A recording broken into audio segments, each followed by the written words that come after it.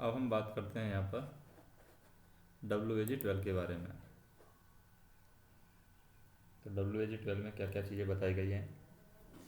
WAG-12 है तो WAG-12 नहीं है, ये WAG-7 है। WAG-7 के बारे में बात करते हैं। WAG-7 लोगों के बारे में महत्वपूर्ण जानकारी क्या है। WAG-7 लोगो केवल एयर ब्रेक गाड़ियों के लिए ही उपयुक्त है। जिन लोगों पर 3 MCP लगे हैं उनमें MCP का वर्किंग WAG-5 के समान है, लेकिन जिन लोगों पर केवल 2 MCP लगे हैं वहाँ BLCP और BLVMT एक साथ ऑन नहीं करने चाहिए, क्योंकि MCP की HP है वो 27.5 HP है तथा MR चार्जिंग कैपेसिटी है वो 200 लीटर पर मिनट है, अर्थात सामान्य MCP से दुगनी है। इसलिए एक समय में केवल एक ही MCP यहाँ पर चलाना चाहिए।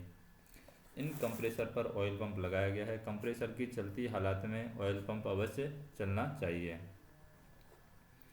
यदि ELGI का कंप्रेसर है तब ऑयल पंप की वर्किंग चेक करने के लिए इस पर लगा स्पेंडल यदि बाहर न आए तो दूसरा MCP चलाना चाहिए। यदि किर्लोस्कर कंपनी के कंप्रेसर लगे हैं तो इसमें कंप्रेसर की वर्किंग चेक करने के लिए एक प्रेशर गेज लगा है और ऑयल पंप की वर्किंग में इस गेज में 1.4 से 2.4 kg पर सेंटीमीटर स्क्वायर के बीच रीडिंग देखना सुनिश्चित करें, अन्यथा दूसरा MCP चलाएं। WAG-7 लोगों पर 3 शंट नॉच लेने की सुविधा है। एमीटर तथा वोल्टमीटर की रीडिंग दोनों काम में WAG-5 के समान है। HMCS के द्वारा ट्रैक्शन मोटर का आइसोलेशन WAG-5 के समान है। MP फेल होने पर EEC के लिए ZSMS स्विच की पोजीशन बदलता अनिवार्य है, यानी उनकी पोजीशन बदलना जरूरी है।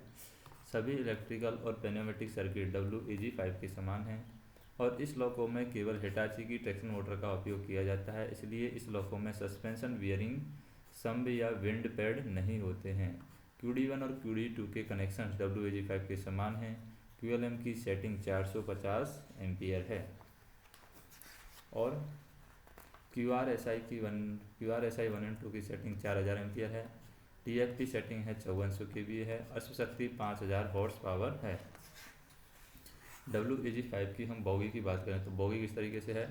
ये D साइकिल है, ये एक्सल बॉक्स है, ये हाइड्रोमिक क्या है, डैम्पर है, हाइड्रोमिक डैम्पर लगा हुआ है यहाँ पर, ये ब्रेक सिलेंडर लगा हुआ है। और लेटरल स्टॉपर की बात करें, ये यहाँ पर लेटरल स्टॉपर लगा हुआ है, ये कंपेंसेटिंग बीम लगी हुई है यहाँ पर, ये लिंक है दोनों के बीच में, ये इक्वलाइजिंग बीम है जो कि नीचे दिखाई गई है, ये हेलिकल स्प्रिंग है जो कि बड़ी बड़ी दिखाई गई है हेलिकल स्प्रिंग, और ये बोगी का फ्रेम है जो कि मेन फ्रेम होता है, बोगी का फ्रेम होता है। तो WAG-7 लोकोमोटिव पर हाई एडेसिव बोगी लगी है तथा 5000 HP का लोको है। इसकी बोगी फैब्रिकेटेड है। बोगी में व्हील अरेंजमेंट कोको टाइप है। बोगी बॉडी का पूरा वजन 2 बोगी पर आता है और प्रत्येक बोगी में प्राइमरी और सेकेंडरी सस्पेंशन लगा है।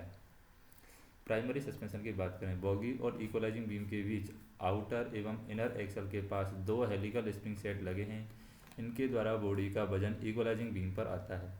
हेलिकल स्प्रिंग के बगल में बोगी और इक्वलाइजिंग बीम के बीच बीच में एक हाइड्रोलिक डैम्पर लगे हैं और यह हाइड्रोलिक डैम्पर वर्टिकल फोर्स को संभालने में हेलिकल स्प्रिंग की मदद करते हैं। एक बोगी में 4 इक्वलाइजिंग बीम होती हैं और इस एक तरफ के दोनों इक्वलाइजिंग बीम आउटर और इनर एक्सल बॉक्स के नीचे की ओर जुड़ी रहती हैं। मिडिल एक्सल पर नीचे की ओर कंपेंसेटिंग बीम सेट रहती है। इक्वलाइजिंग बीम का दूसरा सिरा एक लिंक की सहायता से कंपेंसेटिंग बीम से जुड़ा रहता है। कंपेंसेटिंग बीम के द्वारा दोनों इक्वलाइजिंग बीम का लोड आपस में ट्रांसमिट और इक्वलाइजिंग किया जाता है। इस प्रकार की व्यवस्था में असामान्य ट्रैक पर भी तीनों एक्सल बॉक्स पर एक समान एक्सल लोड आता है। सेकेंडरी सस्पेंशन क्या होता है। लोको बॉडी और बोगी के बीच लेटरल बीम पर 4 रबर लोड वियरर पैड लगे हैं। यह रबर पैड बोगी और बॉडी के साथ 4-4 बोल्ट से बंधे रहते हैं और इन रबर पैड के द्वारा ही बॉडी का पूरा वजन बोगी पर आता है। यह रबर पैड वजन संभालने के अलावा आने वाले वर्टिकल जर को भी संभालता है। चारों रबर पैड में से सेंटर पिवट के पास आने वाले दोनों रबर पैड पर 60% वजन तथा दूर वाले रबर पैड पर 40% वजन आता है और इस बोगी में सेंटर पिवट पर कोई वजन नहीं आता है। सेंटर पिवट के दोनों तरफ एक लेटरल हाइड्रोलिक डैम्पर लगे रहते हैं, एक बोगी में और दूसरा बॉडी में फिट रहता है। यह बॉडी और बॉडी के बीच आने वाले लेटरल फोर्स को संभालने में रबर पैड की मदद करते हैं। प्रत्येक बोगी की लेटरल विंग पर प्रत्येक साइड में 2 लेटरल स्टॉपर लगे रहते हैं। लेटरल स्टॉपर का बफर बॉडी में बेल्ट रहता है और उनका रबड़ पैड बोगी के लेटरल विंग पर लगा रहता है और यह लेटरल स्टॉपर गोलाई और घुमाव में आने वाले लेटरल मूवमेंट की अधिकतम सीमा निर्धारित करते हैं। फिर सेंटर पिवट की बात करें, प्रत्येक बोगी में एक फ्लोटिंग टाइप सेंटर पिवट रहता है। सेंटर पिवट पर किसी प्रकार का वर्टिकल लोड नहीं आता है। इसका फीमेल पार्ट बोगी में तथा मेल पार्ट बॉडी में रहता है, जिसको रबर से सेटिंग किया जाता है, जिससे सेंटर पिवट में स्मूथिंग ट्रांसमिशन रहता है। सेंटर पिवट में कोई लुब्रिकेंट का प्रयोग नहीं किया जाता है। सेंटर पिवट का कार्य केवल ट्रैक्शन और ब्रेकिंग फोर्स को बोगी से बॉडी में ट्रांसफ़र करना है। फिर डी साइकिल। डी साइकिल क्या होता है?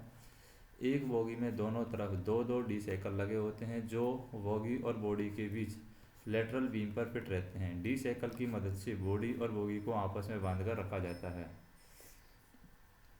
फिर WAG7 मॉड्यूलर है। ये लॉकों के अंडर ट्रैक में लगे महत्वपूर्ण उपकरण हैं। सभी उपकरण क्या हैं?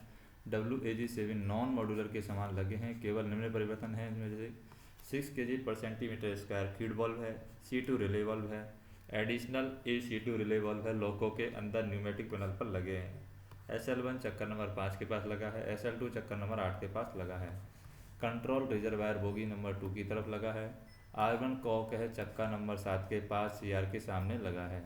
फिर है विद्युत परिपथ ब्रेक प्रणाली। विद्युत परिपथ ब्रेक प्रणाली क्या है? जैसे आर्नो कन्वर्टर है। आर्नो कन्वर्टर क्या होता है? 120 kVA 300 volt 380 volt 0.8 power factor आर्नो output होता है। 3 फेज 415 वोल्ट 290 से 500 वोल्ट AC सप्लाई के अंदर ये काम करता है, जिसमें सेटिंग हम देखें QLM की सेटिंग होती है 450 एम्पियर और 9 एम्पियर हो सकता है। QRSI की जो सेटिंग होती है वो 4000 एम्पियर पर 5 एम्पियर। QD की सेटिंग है 160 इनर के लिए, 130 है डी एनर्जाइज कंडीशन में है। Q20 की है 790 है वो एनर्जाइज कंडीशन में और 700 है डी एनर्जाइज कंडीशन में। QCVR है पिकअप होता है 157 वोल्ट AC पर 155 से 160 तक और ड्रॉप होता है 75 वोल्ट AC। इसमें ट्विन बीम HL लगा होता है। इसमें 2 हेलोजन बल्ब रहते हैं। एक बल्ब में 2 फिलामेंट रहते हैं और एक फिलामेंट 100 वाट और दूसरा फिलामेंट 90 वाट का रहता है। फिर feeding and traction power circuit की बात करते हैं। Feeding and traction power circuit में जैसे QLM जो होता है 450 9 एम्पियर हो गया। QRSI है 4000 पर 5 एम्पियर हो गया। QOP और QOA है 50 वोल्ट DC हो गया। ET1 है 210 mm, ET2 है 105 mm, RQOP है 3 × 3200 ओम के RQOP हो गया। RPQOP है 150 ओम के TK2 में होते हैं। RQ20 है 13.2 किलो ओम का हो गया। QD1 के कनेक्शन है ट्रैक्शन मोटर 1, 2 और 3 के लिए होते हैं QD1। QD2 के कनेक्शन है ट्रैक्शन मोटर 4 और 5 के लिए होते हैं। एमीटर वोल्टमीटर है A3 U3 U1 और कैब नंबर 1 में। रीडिंग की बात करें, रीडिंग होती है A4 U4 U6 और कैब नंबर 2 में रीडिंग होती है। J1 की बात करें 4 ट्रैक्शन मोटर 1, 2, 3 के लिए। J2 है 4 ट्रैक्शन मोटर 4, 5, 6 के लिए। SJ है 6 नंबर्स होते हैं SJ के। WAG7 लोकोमोटिव का सभी विद्युत कंट्रोल सर्किट और पावर सर्किट WAG5 लोकों के अनुरूप है। विद्युतीय सर्किट की तरह लोकों के अनुरूप होते हैं। WAG7 जो कि VHEL के द्वारा इसको बनाया जाता है WAG7।